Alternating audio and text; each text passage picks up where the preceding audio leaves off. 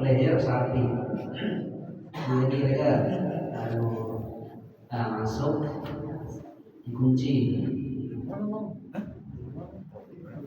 kemudian dililitkan ke samping yang sebelah kiri biar dia jatuh ke kiri karena sunahnya sebelah kiri.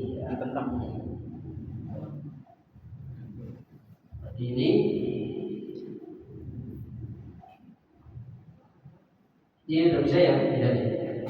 Nah, nanti masuk ke sini. Satu. Maju lagi. Belakangnya ke belakang. Nah. Tapi kasih gorengan yang sini. Masuk lagi ke samping. Nah, coba ke sana ke depan. Lihat sini biar kelihatan nih. Ke depan, kelihatan. Ya. Ini cara yang kedua. Nah, seperti itu. Nanti sama, ditarik, dia akan jatuh ke kiri. Tarik, dia akan jatuh ke sebelah kiri. Jatuh, kemudian diikat. Kemudian yang terakhir atau yang ketiga. Yang ketiga ini dengan ikat lempeng ya di sini. Nah, kita harus punya patok 3 atau 2 boleh juga menggunakan tali yang agak pendek. Nah, dulu lagi dulu. Sapinya digerak sini ya sapinya. Yang terakhir itu dengan cara tradisional, yaitu kaki itu diikat dulu sebelah kiri satu diikat, kemudian ditaruh di ring atau patok. Kemudian yang kedua langsung masukin ke perut. Ini simpel sekali, masukin ke perut dan ditarik. Karena kelemahannya di lempeng, ya, jadi ditarik akan melemah. Tarik, dia akan jatuh sebelah kiri. Tentunya dengan kita mengkondisikan kepala dulu. Semua cara ini yang akan digunakan harus dengan kepala itu diikat kering sedekat mungkin. Jaraknya itu diikat sedekat mungkin, ya sudah sedekat mungkin. Supaya apa? Supaya sapi itu jadi lemah. Jadi semakin dekat mengikat kepala sama ring itu semakin lemah. Dia cuma akan bertahan seperti ini. Apa lu yang maju dia akan seperti itu aja, tapi nggak ada kekuatannya. Semakin dekat sama ring atau patok dia semakin lemah. Tapi semakin panjang dia semakin berlaku. Muter sana, muter sini. Hanya bisa nyepat. Masa lama-lama ya, ikat itu masa lama-lama.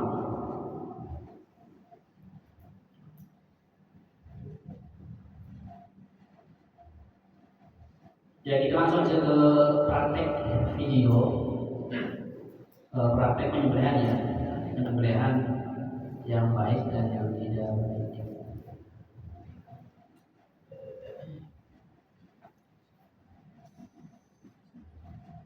Nah, ini satu penyembelihan itu ada berapa tadi? 4 ya. Ada 4 yang harus dipotong.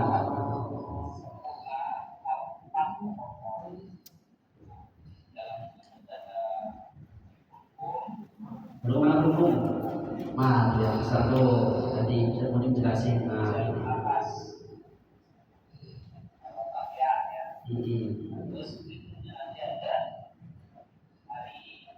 Mari itu di belakang. Ketika ini terputus, pasti otomatis mari itu akan terputus. Mari itu buat makanan ya. Itu harus putus. Kenapa? Kita melihat sapi dipotong hidup lagi ya, berdiri lagi karena ini uratnya belum putus. Itu syarat sahnya itu penyembelihan itu harus putus. Sekali tarik boleh, kemudian sekali dorong juga boleh. Yang penting cepat dan tidak menyiksa.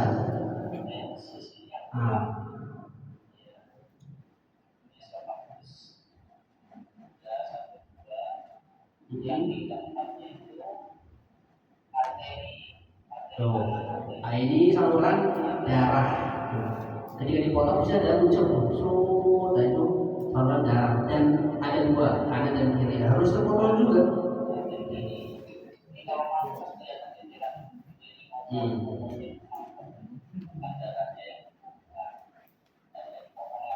Iya.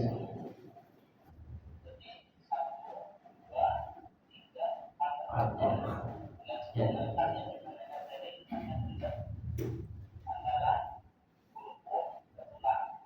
Hmm.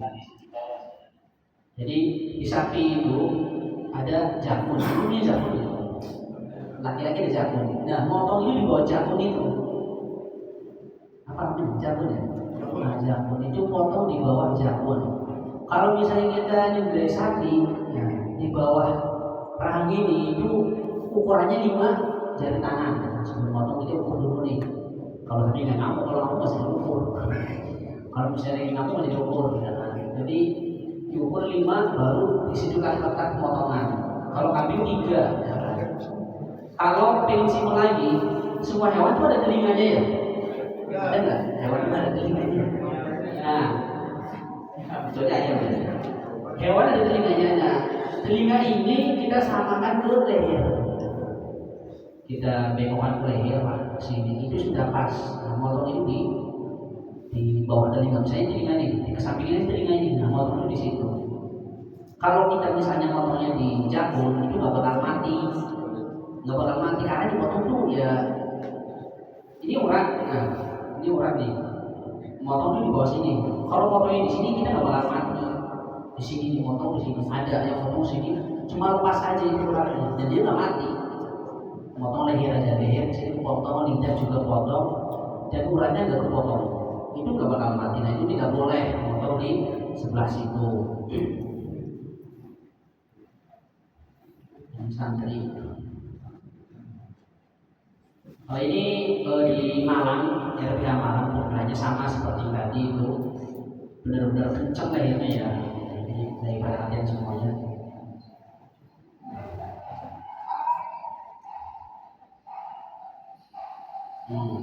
Cepat-cepat penyembelihan, dan nggak boleh menyiksa ya, menyiksa nggak boleh. Tajamnya pisau harus dicek sebelum digunakan.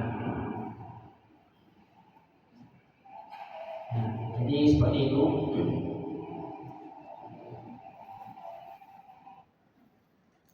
Baik. Kemudian untuk teknik penyembelihan. Teknik penyembelihan itu ada beberapa cara. Yang pertama dengan menarik. Kemudian yang kedua dengan dorong. Yang ketiga dengan gaya gesek. Gaya gesek itu ya gesek aja gini, Bismillah kok gesek sampai nggak putus juga ada. Yang pertama dengan menarik misalnya. Kalau kalian ingin menyembelih sapi dengan gaya tarik, maka megang pisau atau golok itu harus rapat dengan stopper. Sampai di sini. Ini ada stopper. Biasanya golok-golok itu ada atau pisau ada, nah ini stopper pelindung. Kita megang itu harus rapat. Nah di sini. Nggak boleh lebih kayak gini. Kalau kayak gini sampai berontak, ini akan bisa meleset dan segala macam yang akan mencederai kita akan buka. Dikalungkan setelah rapat seperti ini, dikalungkan, digesek. Jangan Bismillahirrahmanirrahim. Nah ini motong sapi itu jangan ditarik, tapi digesek dari bawah, digesek. Nah digesek. Bismillahirrahmanirrahim. Gesek ke atas. Ketika di bawah sudah buka kulitnya, dia akan ikut semuanya. Kita tarik dulu untuk membuka Bismillahirrahmanirrahim, baru ditarik, digesek ya, jangan Bismillahirrahmanirrahim. Nah kayak ini, jangan kayak ini, itu nggak bakal putus dan akan mulur. Walaupun pisaunya tajam, dia akan mulur karena ada kulit yang di dalam itu kan besar banget, itu akan mulur kalau misalnya kita ditarik. Kemudian yang kedua dengan cara dorong. Pisau sembelih itu biasanya itu ada modifikasinya banyak ya. Ada gaya strike, ada buat dorong. Kalau untuk dorong, kita megangnya itu jempol itu di atas, bukan seperti ini. Kalau kayak gini, kita tenaganya di sini capek, full power, full power. Nah, Ada potensi sapi itu berontak juga. Pas berontak kita kurang kuat, pegangnya kurang kuat. Kalau pegangnya seperti ini, tapi kalau misalnya ada jempol, ya, jempol ini buat nahan. Berontak, lalu ngapain? Ya ada jempol, ya, itu ngapain? Akan kuat itu. Yang berontak, ya kita punya jempol. Nggak boleh diminum seperti ini, main jempol. Ada juga yang dengan telunjuk. Bagi yang punya jari, ada yang punya jari juga, kalau potong sapi punya jari. Nah, ini seperti ini ya. Ini pada Allah pasti disebut.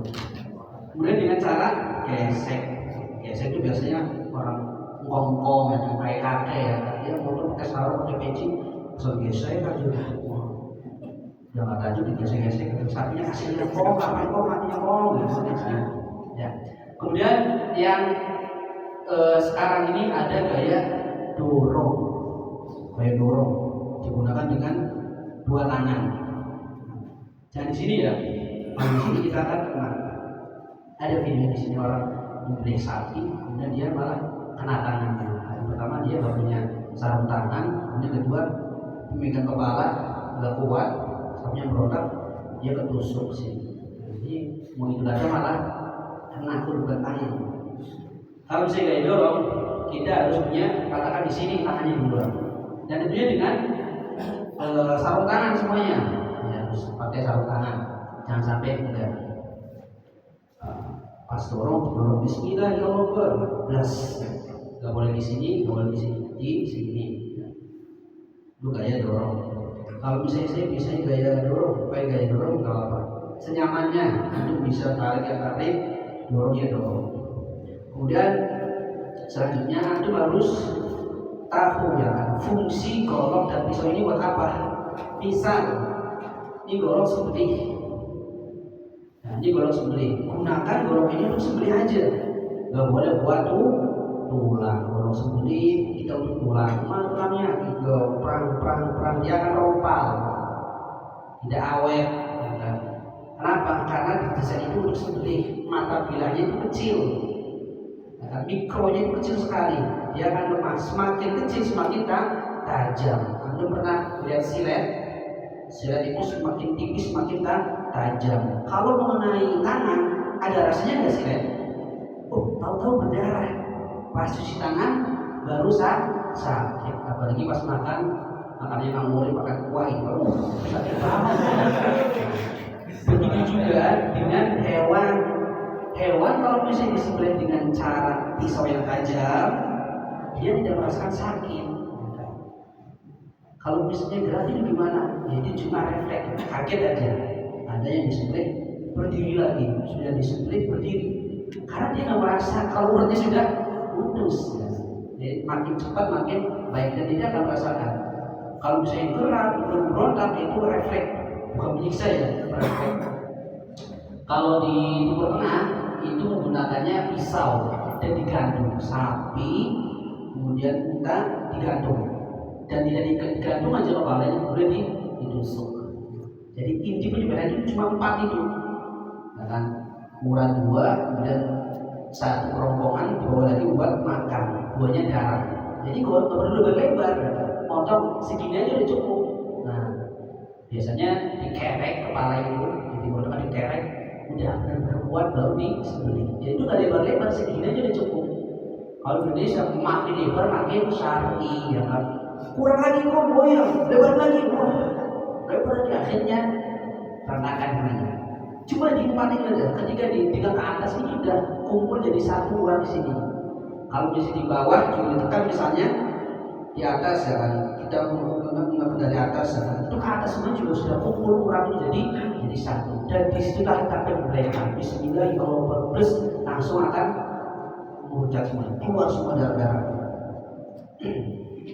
Ya, jadi kalau sembelih tidak boleh digunakan untuk caca-caca ya. Untuk sapi apalagi di pisang atau kai itu nggak boleh. Harus ada fungsi masing-masing. Dan juga golok filet atau skinning. Pisau skinning juga modelnya beda-beda. Ada yang bagus seperti ini, ada juga seperti ini. Boning. Boning ini buat daging, buat besar daging. Lepas kulit bisa, daging juga bisa. dan harus punya yang namanya sharpening atau stikasah. Stikasah. Ini gunanya untuk bukan mempertajam. Golok ini sudah tajam. Pisau ini, pisau panitia misalnya sudah tajam nih, sudah kita asah tajam. Cuma karena kita kena darah, kemudian kena lemak, dia akan tertutup tuh. Mata tajamnya akan tertutup. Maka untuk menghilangkannya dengan sharpening atau holding, dihilangkan, digosrek, dipakai lagi akan tajam. Jadi kalau perlu batu asah itu lama ya, musim batu usah. Cukup dengan sharpening atau holding. Ini juga bisa sharpening. Jadi ketika goloknya kurang tajam, cukup digosok, gesek. Sharpeningnya akan tajam lagi. Contohnya misal ini ada pisau ya, pisau ini sudah tajam. Betul nih pisaunya, belum tajam. Ya ini pisau ini sudah tajam ya. Kita akan tumpulkan dan akan kita tajamkan lagi.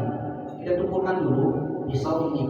Misalnya dia tumpul lah, jatuh atau kena tulang, kena apa ya kan, tumpul dan sudah tidak tajam lagi kertas. Dilihat juga tidak bakal mempan, di kulit juga dia bakal bisa, ya kan? Jadi coba ya, coba. Kita tajamkan lagi dengan sharpening ini.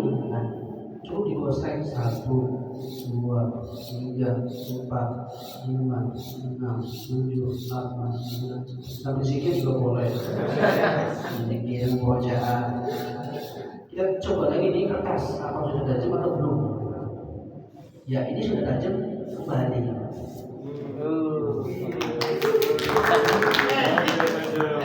Jadi nggak perlu ke batu asah lama ya kan? Asahnya gimana? Belum siram air ya kan? Cukup dengan sharpening. Itu kita jaga menggunakan ini ya kan? Gunanya itu biar lemak itu hilang, darah itu hilang dengan sharpening ini. Bukan promosi ya. Harusnya sharpening.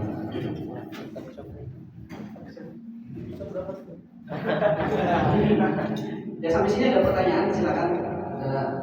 Saya ada waktu lagi ya. Kalau ada yang bertanya silakan mengenai penyembelihan atau apa itu.